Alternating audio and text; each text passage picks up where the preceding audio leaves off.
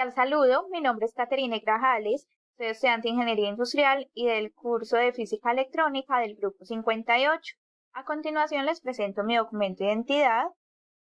Voy a explicar los conceptos fundamentales. Empezamos acá con la carga eléctrica. ¿Qué es?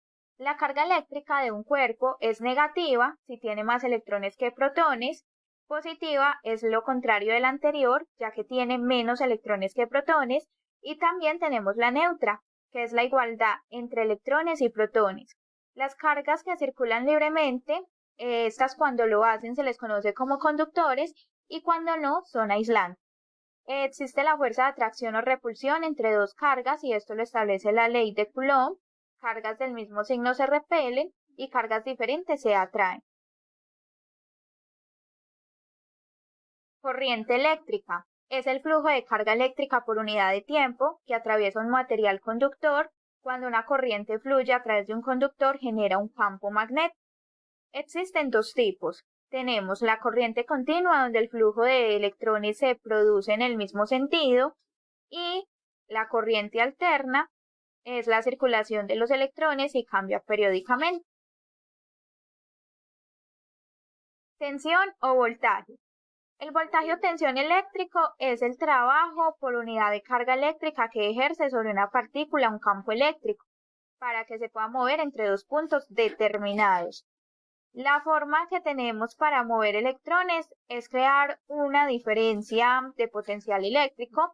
Entonces los electrones fluyen desde un punto de alto potencial eléctrico a uno de menor potencial eléctrico.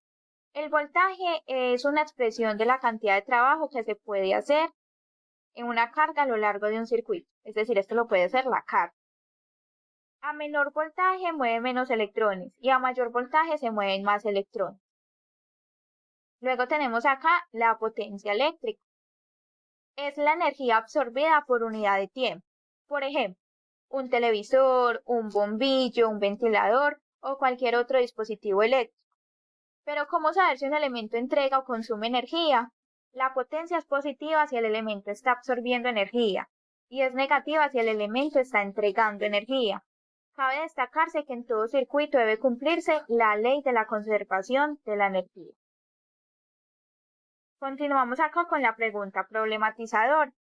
Esta dice, a mí me corresponde el estudiante 5 y dice, ¿en qué consiste el estado superconductor? Enumera al menos 3 aplicaciones o dispositivos que utilicen dispositivos superconductores. Entonces, un superconductor es un material que conduce electricidad sin resistencia. En un conductor la corriente pasa, pero va perdiendo energía que calienta el cable. Cuando queremos transmitir mucha energía con corrientes muy altas, puede que el cable se funda y la factura se va a disparar, lo cual es un gran problema. Es aquí donde entra la superconductividad como una solución a dichos problemas. Hay algunos conductores que en ciertas condiciones sufren lo que se conoce como transición de fase, que es un cambio brusco de propiedades. El cambio es de un conductor a superconductor, como dije anteriormente, sin resistencia. Para conseguir la superconductividad se necesita de la temperatura crítica, cuando está por debajo. Si sube de esa temperatura, la superconductividad se rompe. Consiguen este cambio con temperaturas de unos menos 260 grados centígrados, sin resistencia. La energía no se pierde, es algo que se debe tener en cuenta. Tiene aplicaciones industriales, médicas e incluso en los aceleradores de partículas para campos magnéticos elevados sin fundir los conductores. Aquí también entra el tema de la levitación. Esto hace que el superconductor expulse las líneas de campo magnético de un imán. Se crean supercorrientes en el superconductor que dan lugar a un campo magnético opuesto al del imán. Como los polos iguales se repelen, entre el imán y el superconductor tenemos repulsión, y el que está encima levita. Un ejemplo de este tema es un trozo de cuprato, que es una cerámica de óxido de cobre, es un superconductor por debajo de menos 180 grados centígrados. Este se debe enfriar por debajo de dicha temperatura crítica y para ello podemos usar nitrógeno líquido que está a menos 196 grados centígrados.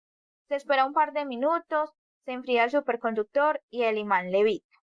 Se pueden crear trenes usando electroimanes como cables superconductores, es decir, que serían como trenes de levitación magnética. En varios países del mundo hay algunos trenes de estos y alcanzan velocidades de 1000 km/h, es decir, que van literalmente como a la velocidad de la luz. Es algo inimaginable. Y estos trenes están en prueba.